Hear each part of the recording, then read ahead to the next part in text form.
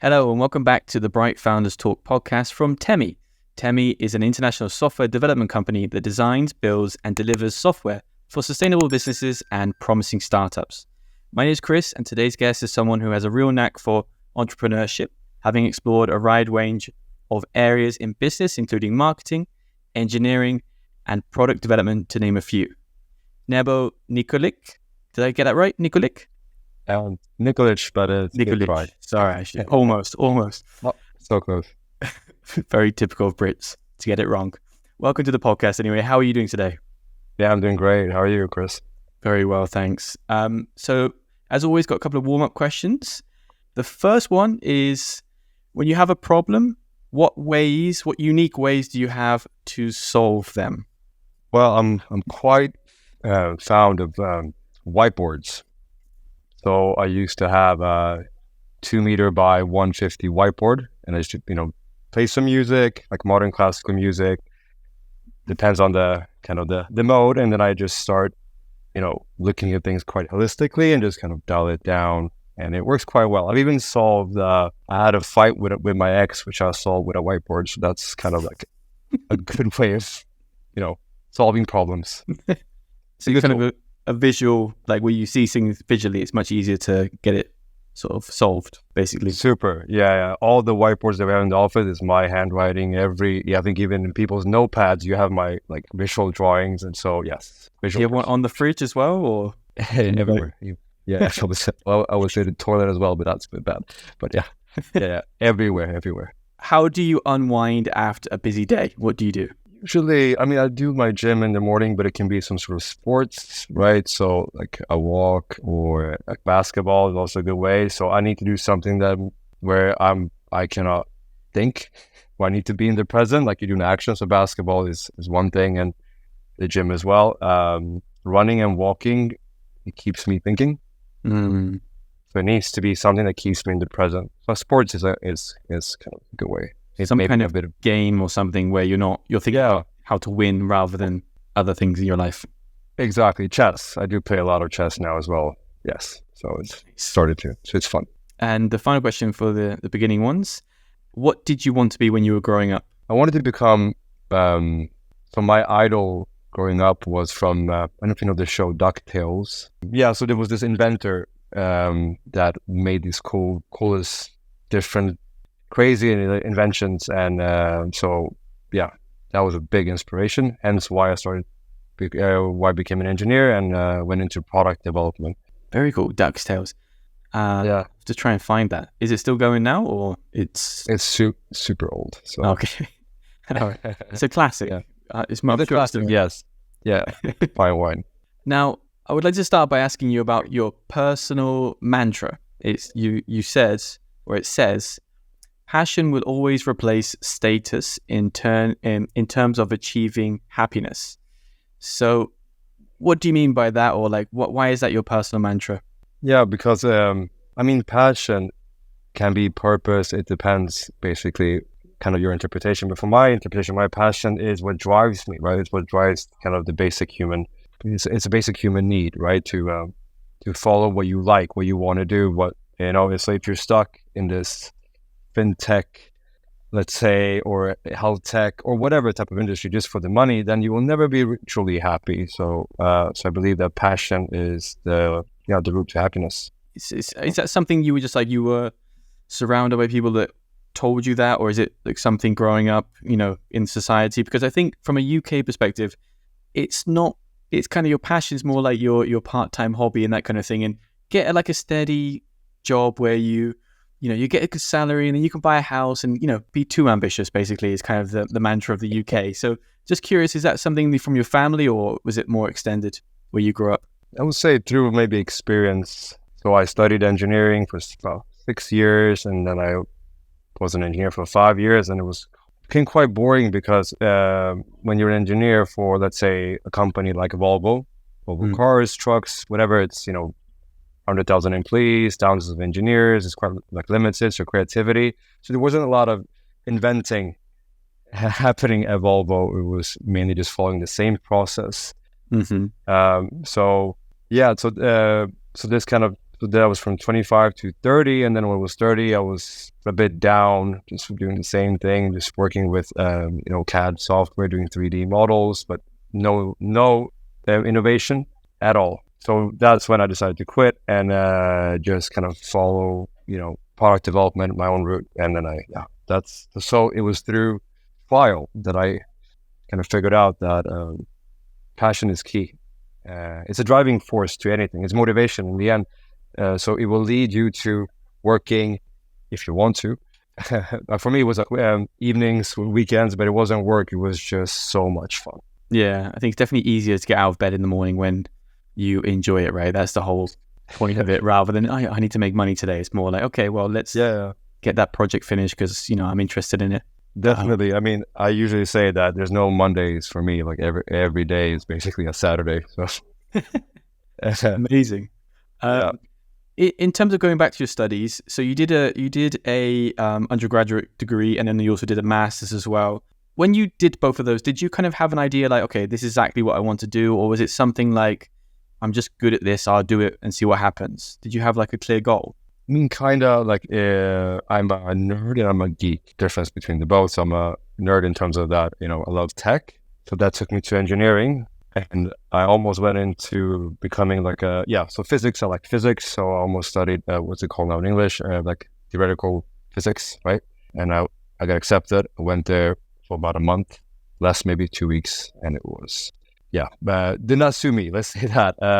It's very theoretical, right? Mm-hmm. So then I need something more practical because I want to start my own business or create a product that's going to change people's lives for the better. That was too theoretical. So I went into mechanical engineering, which is basically problem solving, but using technology, right? It's building products. Mm. And so like because you studied in Gothenburg, right? Correct. Both times? Yeah, Chalmers. Yeah. And then when you finished that, you went to the US, right? And I can tell by your accent now. Is that where you kind of you sort of formalized your English there? In terms of yeah. But I'm just curious also about the internship going from Sweden to the US, so Tennessee, right? I believe it was.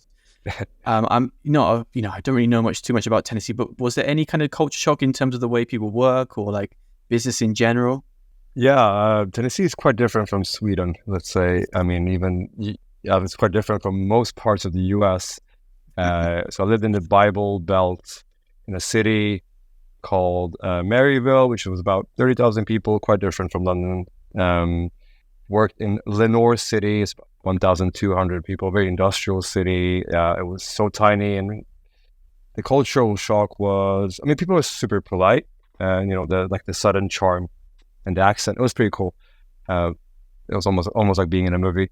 There wasn't anything the way they. I've had personal experiences before when, I don't know, like when I worked in Peru, they would count backwards in terms of when you had people come in for appointments. They put it at the top, and then you pull it from the bottom rather than putting it at the bottom and then you take them off. I just found that was one thing that I was like, that doesn't really make sense for me. But so I just wondered if there's any little details like that you found you had to get around. Yeah, guns in Walmart. In the workplace.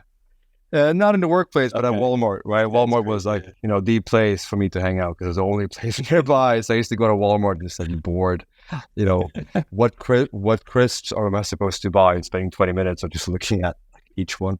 But at the same time, I heard somebody talk about the new Glock, and he had this thing and he showed him. So they were talking about like it's the new iPhone. Went to a shooting range. Was that fun as well? It was fun, but it's also a bit weird, right? Like, just trying different guns, and I'm not really, I don't really support guns for obvious reasons. But of course, it was kind of fun shooting, trying out different technologies of weapons. We even tried like a Tommy gun, that And if you've seen the Tommy gun, it's like a gun from the 30s movies. Yeah. The ammunition, like that one was pretty cool. But there's a video of me holding a Magnum 45 and shooting. It's quite funny. Almost hit my head. Like the power is quite powerful. Yeah. So guns and them not understanding the difference of maybe religion is quite because of the variation is mainly Christian. Yeah, it's called the Bible Belt for a reason. Let's say that. Went to like a Sunday seminar or a session. I don't know what it's called, but it's exactly like the movie. So that was quite interesting too, seeing the difference of going maybe to church in Sweden and in the South. How did you end up there then? I mean, it's a massive jump, as you're explaining. So how did that internship come about? So I was part of a little society at school where we went to the US to get work experience. So they worked with this company previously, so they recommended me to go there. So it was a bit random, but quite fun. I was supposed to stay there for 3 months. It ended up 8 months because I helped them out with some projects, and they seemed to find me quite useful. It's a bit weird, but it happened. Sounds like an interesting experience. And you also came back to Gothenburg and you did another internship, right? So I'm just curious, from those two internships, was there anything you still use today? Like any skills that you still use, or have you just sort of built on them and moved on? I would say, especially in the US, and this was in the beginning, you don't really get interns they're quite low on the value chain or the food chain, right? So that means you don't get a lot of direction. I mean, that's how life works. So to be independent and become like a driving force for like a project or something else, that's something I learned. Because to explain, the first couple of weeks, it was 2 weeks, I didn't speak with my mentor at these internships. So, and then I got bored and I started walking around the factory. So it was it was a metal cutting factory, super sexy, I know. So I was just talking to a bunch of operators, and then I'm like, okay, this is interesting. How can I optimize your workflow and the company's workflow? So I just made up my own project. So meaning that don't wait for opportunity to come, I would say. That was the main lesson I learned. Just go, be curious, right? Yeah, that's true. Well, talking of being curious, at that time, again, related to kind of the future and what you wanted to go into, were you like reading any books or podcasts or documentaries or anything like that to kind of, shape your thinking or kind of get ideas for the future in terms of starting a business or something like that? Or where was it coming from? Yeah, so up until I was 30, I didn't really have any business kind of background. So I bought a book, Oster, it's his name. It's the business canvas model. So this is kind of a new way of writing like a business model, which they teach, in MBAs and in uni. But I just bought the book, started reading it, and then I'm like, oh, I like business, right? This is kind of new to me. So I do cram a lot. I spend loads of my time just reading up on business strategy and psychology and different types of podcasts on business and health. So constantly trying to evolve especially now because this is my first CEO role. It's been, so meaning that I've never taken a company from, say, like early startup to scale up, which means I need to scale up my knowledge, right? Constantly, because there's always a new challenge. Well, I suppose it must be, obviously it's nice to have that kind of sense of your baby, right? And, kind of grow it. The more you grow, the more it grows and so on. So, yeah, I mean, the cool part is that you can apply the knowledge. So people that went, in business school and did an MBA or marketing, whatever, they study that, and then they, maybe sometime in the future they get to kind of, execute on their knowledge and skills. For me, it's like kind of like parallel, right? Like I need to learn this specific thing in order for the company to survive and thrive, right? Yeah. The resources. Yeah. So evolving constantly. We're talking about knowledge. I found it really interesting looking at your background. It was you after the internships, you worked in sales for a while, and then you became an engineer or an engineering consultant, sorry. And finally you became head of product management. And I feel like that's a very tailored route. It's almost like kind of perfection to where you are now. Is that something, was that just luck, or did you kind of do that on purpose to kind of grab knowledge from every area so you could be a good CEO right now? Yeah, that's quite funny that you picked up on that, because that's a good observation. Very good observation. I take it was luck then. Yeah, I'm saying no. It was actually a part of my plan, because I did part-time in sales to see what I actually like. Because life is about trying. I think that's the main one of my main let's say whatever mantras or principles that I follow is that just try everything, right? Because I worked in a taxi central, so I've done sales. I've worked at Volvo as on the actual manufacturing floor, and then I worked as an engineer, and then et cetera, et cetera. So because your 30s is about finding yourself, right? So what I understood is that, okay, let me try different things and take the best parts of everything. I don't know if you've heard about the 80% rule. Yeah, it's like 80-20 kind of. I've heard about it with relationships. I'm not sure, but I suppose. Oh, okay. Yeah. But okay, how does it? So with business, it works in the same way. Like in terms of you're never going to find the perfect. Yeah. You're going to be missing the 20. Yeah, I think it's more like life. So you're right. You can use it probably with a relationship. How? Okay, you tell me what's how does it work with a relationship? Then I'll tell you my version. With the relationships, it was always like you have to accept that you're going to find a person to 80% of your happiness, and don't always look at the 20% because it's misleading, right? You're going to be hunting down that 20% when you already have 80. So why the grass is not greener in summary?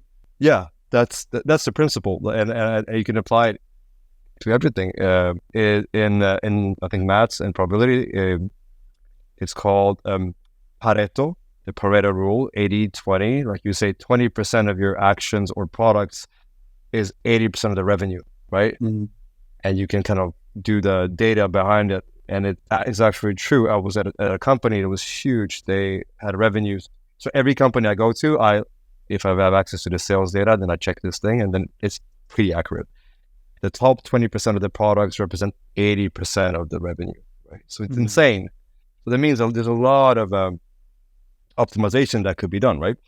But let's maybe apply it to life, maybe learning or just life. So if to get to 80%, just for the sake of, as an example, it might take you 2 years to become, a salesperson, a marketeer, or whatever, right? You spend 2 years, then you're like, okay, 80% of the knowledge base for the specific role. That's fine. If you spend another maybe 2 years, then you might be at 90% if you're lucky, right? Yeah. If you spend another 4 years, you may be at 95. I mean, the closer you try to get to perfection, the longer it takes, right? So what I took from this rule was that if I'm an 80% of a salesperson, a marketing person, I also had 1 year as a data analyst as well. So a data and whatever. So that's like 2 years, or let's say 1 year, 2 years. It depends on the hours you put in as well. Like obviously, I put in a lot of hours, hence my all this. It's a lot of hours. Let's say that. So yeah, to summarize, then, so probably for me to become like a specialist in engineering, to be at 95% will take me 10 years. But if I go to 80% route, I can not master, but almost master 5-6 different fields. And as a CEO, that's quite valuable. Because I mean, yeah, going from where you are now, then in the company My Mini Factory, is that the idea of grabbing information from different areas? Does that help you to be a better CEO because now you can kind of understand the values of the people who are working below you and so on? You can kind of relate to them a lot more. Yeah, for sure. You speak the same language, you can give direction, but also you can see the big picture, right? So like for strategy, it's key, right? So strategy and product development is kind of what I do and what I love to do, right? So, I mean, hence, yeah. Explain a little bit like what is My Mini Factory and maybe where it came from? Sure.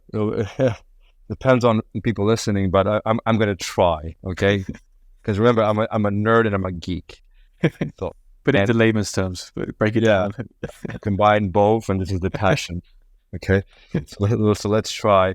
Okay, so My Manufacturer, we're a community of indie creators, indie 3D creators. So they make 3D models that becomes files, 3D printable files. Okay, so Chris, let's say you have a 3D printer at home. Where would you go to buy, say, good premium products, quality products? To us, right? Yeah, from you guys. It's a rhetorical question there, but yeah, okay. That's all right. Yeah, exactly. So you go to My Manufacturer, right? So people that are interested. So this is the concept, right? You are a maker, which means you make things at home. That is, you have a 3D printer, so the manufacturing is in your home. It's not in whatever China or it's in the UK. So it's not just the design. I thought maybe just the designs. You get the designs and then you print it yourself, but you actually get the designs, you print them, and then you are the shop yourself, let's say, if you want to go down that route. Or it's more like this, right? I mean, that's what I'm saying. It's quite complicated if I take it in this, but if we simplify it, then as a maker, you buy files and you print your own products, right? So that's it. You just buy the files. That's My Manufacturer. But we are a platform and a community. So we have our own SaaS with for the 3D creators. It's a B2C, right? So 3D creators make the files and then they sell them on My Manufacturer via the marketplace. Okay. I think also one thing I saw on the website that I thought was really interesting about the creators was that it seemed that the platform or My Manufacturer is trying to look after them a lot and try to respect what they do. You know, is this something that you want it to be different from other companies? Like if we take a big one like Spotify, for example, I think everyone knows that they don't really give back to the people that kind of are the founding, the building blocks of the platform. So in your case, are you trying to make it so sustainable for sort of indie creators? Yeah, it's all about the community economy. Yeah, our value. So we are a value-driven business. So our values, they dictate everything we do, right? From the customer support and how we communicate with creators and outside in the voice, etc. And we also have value-added services, right? So meaning then, be a good person is number one, right? We don't follow the Silicon Valley model at all. It's not about just capital gains. It's about long-term, right, sustainability, and not from an environmental kind of perspective. It's more from the creators, right? So we want them to be fully self-sufficient and sustainable, so they can focus on creativity, which means they need to earn, right? So hence why we only take 8%. So our business model is we take a fee of $24.99 per month plus 8% of their income. So they keep roughly about 90% of that. Okay, so that's a pretty big portion, which means we have a very low margin as a business, right? But that is because we understood that if it's a niche in a niche, right? We're selling tabletop products. They are, right? So these miniatures. I'm not sure if you're aware of Games Workshop and D&D. Yeah? You're a gamer? No, I'm not, but I am aware of them. I've got friends who play and so on, but exactly. I used to live in Japan as well, so it was quite a big thing in areas like Akihabara in Tokyo. Cool. And so on. So I've seen it from afar, but it seems like a big universe to jump into. It's like, where do you start, really? Yeah, exactly. Yeah. And for me, like the reference point was just video gaming, so I didn't really know that, but you can respect creativity, like you can understand creativity, so that's quite easy.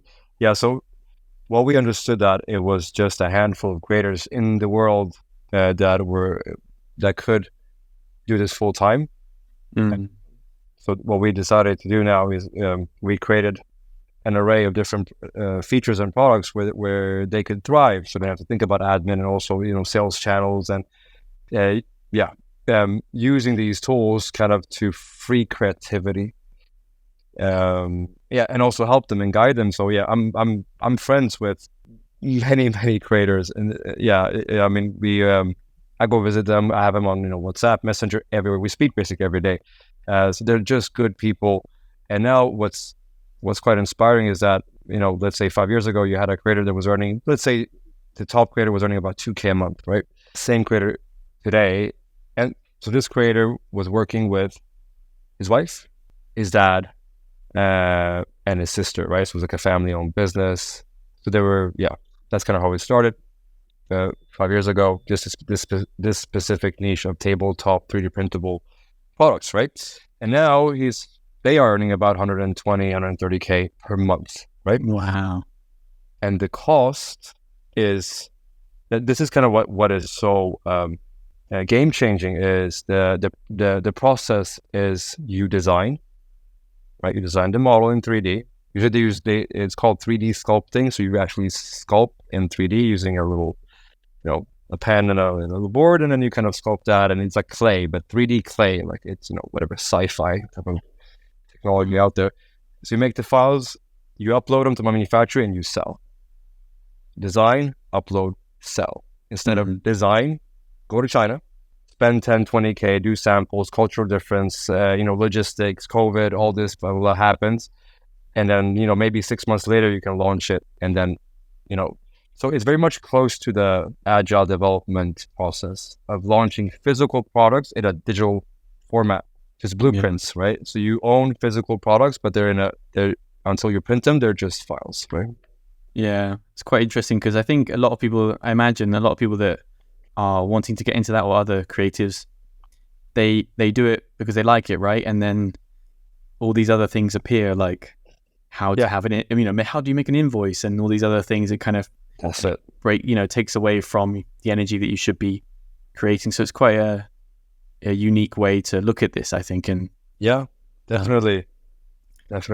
Have you, just a couple of other things, just have you found any, because it sounds tough, like the model you're going for.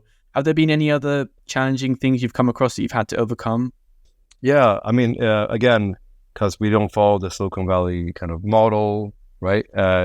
It's always easy to increase the fee, right? Because we, 92 to 8%. Let's go to 20. Or like Spotify. Let's take, I don't know, everything, and then leave nothing basically, right? So that's kind of and we haven't spent a single dollar on paid marketing, except on maybe some YouTubers, right, that we work with, because these are people. So we don't do any Facebook or Google ads or anything like that, because it doesn't. So it's purely organic, right? And that's really hard because you're not kind of like bootstrapping, but it's also about sustainability, because you can't follow this model. So if we just take a moment and kind of, how does the world work today? Well, you raise cash, you put like 10-15% of this money into marketing, right? Let's say Facebook ads, Google ads, etc., and that works really well. So the cost per acquisition is pretty cheap in the beginning, because maybe you own this space and then a competitor comes in and raises more cash. Same keywords are being, the competition on the keywords is higher, the cost gets higher, and then you have another one. So this becomes this battle where people are just paying to get users. And then what happens? So you have maybe 5 companies that are on the stock market, and then one company buys them all and kills off 4 of them, and then you have one. And that's it. That's how it works out, right? That's essentially the cycle of the world, and it's so wrong. Listen, let's build something that people actually like, right? That have a benefit of, and that they will do the marketing for us, because having people as your ambassadors, as your champions, that's so much more powerful than having tracking people and putting ads out in their face. And so sustainability, right? For the creators and for us, it takes a long time. It took us about 6 years until we started monetizing. We haven't done it for such a long time, but now it's going really well. Let's go. Yeah. Well, it sounds like it, based on some of the creators. That sounds great. Good for them. Just one other thing then. Just curious, have you ever received, or what is the best advice you've received from another CEO or business owner that you found very useful? Best advice is always try to like under promise, over deliver, but that balance is key. Like, because it means don't oversell anything, right? Just kind of figure out the expectations of the person that's on the opposite side of you, right? And say, okay, let's see, and set the expectation afterwards, and then over deliver, right? And that's part of our so I guess our principles, right? Our sales team, and where we never oversell anything, because it will always come back and bite you in the somewhere. Good. All right. Well, thank you very much for joining us today, Nebo, and wish you all the best with My Mini Factory, and have a great day. Yeah, thanks for having me.